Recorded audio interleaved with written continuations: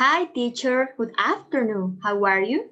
We hope you are really well. So today my classmates Jose Carrillo and me, Diana Gaona, are going to talk to you about a historical event that shocked not only the educational context but also the social context of the United States.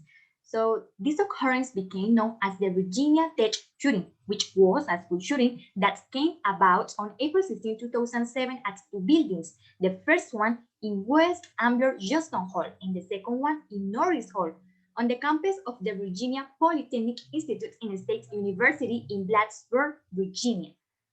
Two separate shootings were reported to have taken place. The first one at 7:15 a.m. at West Ambler Johnston Hall, a co-ed dormitory where two people, one male and one female, were shot and killed. Based on several student testimonies, the woman who was assassinated there, she had had a romantic relationship with the slayer, and it was a falling out between them what caused both her death and that of the men who intervened to help her. And the second shooting happened at about 9:30 a.m. in Norris Hall, an engineering building on the other side of the campus. In this incident, 31 people died, including the gunman, who, in accordance with police, he had taken his own life. In other words, he committed suicide by shooting himself in the head.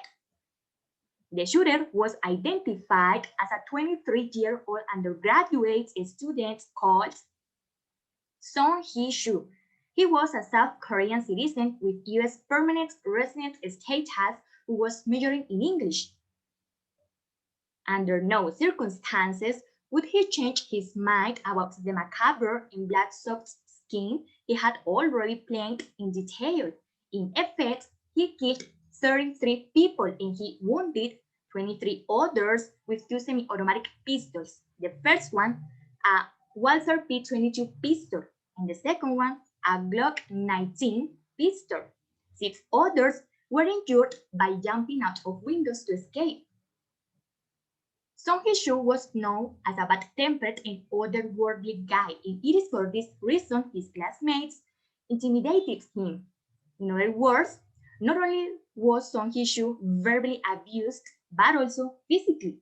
In addition, when he was an 8-year-old boy, he was diagnosed with several mental illnesses, as for instance, schizophrenia, among others. On the other hand, he was obsessed with a movie called Old Boy, in which the protagonist takes revenge on society. Without a shadow of a doubt, this path could only be perpetrated by a psychopath.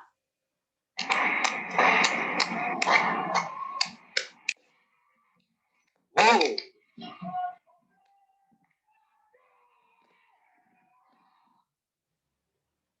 By a person who was only looking for revenge in the most bloodthirsty way, like he did. His final words were, "You have vandalized my heart, raised my soul, and torched my conscience. You thought it was one pathetic void light you were extinguishing. I did it for them. I did it to make you stop what you did to me, the future generations of the weak and the defenseless." Now my partner Jose continues with this oral presentation. Well, I'm going to remark other relevant information about this moment in American history. The most shocking thing about this fact is knowing the reasons why this young man committed this heinous crime. First, this young man suffered from insecurity, introversion, and loneliness due to his excessive shyness. All these features, coupled with a deep doses of inferiority complex, created an explosive cocktail that exploded at that time, leading him to do such a murder. He was a mockery to his peers, making him a victim of bullying and harassment because of his background and the inability he had to speak English. All these problems in school, they began to forge a violent character in him. One day he set fire to a trash can in his room. In his college years, he grew his reputation as a weirdo. Even one day he said he had a relationship with a space girl. Also, he had a great passion for bloodthirsty things. For example, he liked to watch a Korean film called Park Chan-wook Old Boy, in which the protagonist perpetrated a bloodthirsty revenge to this society. As my partner mentioned, he was suffering from psychological disorders. In 2005, his English teacher advised him to go to the psychologist. Thanks to this treatment, it was possible to determine that he suffered paranoid schizophrenia, bipolar disorder, psychopathy, and other mental disorders. In addition, there was the possibility that he had suffered abuse or sexual abuse in the family home, not to mention his already diagnosed autism. Speaking of this young man's plans to carry out the murder, we have the following. It looked like an innocent essay written at the behest of a professor, a waste of imagination until tragically it became a reality. Shin Woo-soo, the South Korean student who starred in April in the greatest tragedy of a school in the United States, when he killed 33 people at the Virginia Tech University, had made a blueprint of the massacre and handed it over to his language teacher.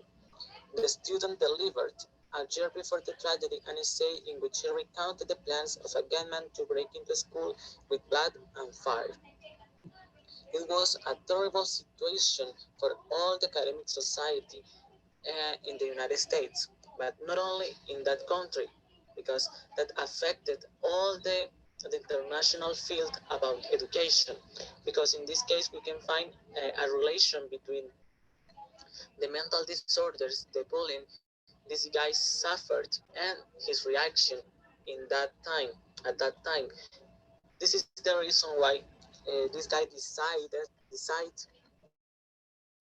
to kill the classmates and one professor, because in this case he wanted to change.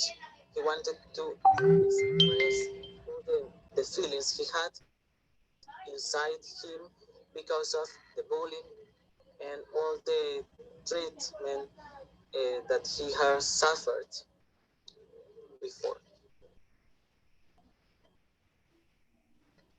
Okay, so teacher, this is all. Thanks for your attention. Bye.